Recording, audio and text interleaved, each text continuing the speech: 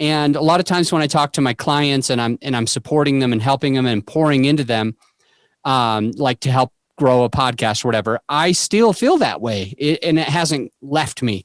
I'm curious, what made you get over imposter syndrome enough? Because maybe you're not, or maybe you're like me and it still happens, but what allowed you to be able to take that step? Because I think a podcaster is listening, or a brand new podcaster, or somebody who is about to start their show, and they're like, when is this going to go away?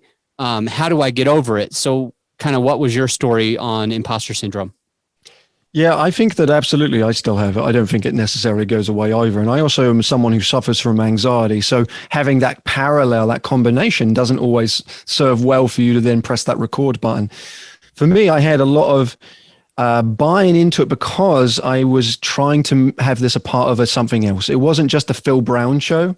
It was doing this for the organization and knowing the benefit of all that stuff that I do. And through repetition, I've got much, much better at it. And actually, I found that interviewing guests and doing the podcast has only grown me in the role of an educator, and also has grown my confidence in being able to speak towards what I'm talking about. I will say something that's helpful is when your listeners respond back. It gives me such a boost when I get an email from someone, if it's a new adventure facilitator, saying, thank you for this podcast. This has given me the thing I needed. I don't feel as alone anymore. That only helps. And so I highly encourage people to grab a mic and record. And it's one thing, I don't know if you struggle with this, Adam. I know I certainly do. But listening back to myself, that's such a hard thing to listen to my own voice back.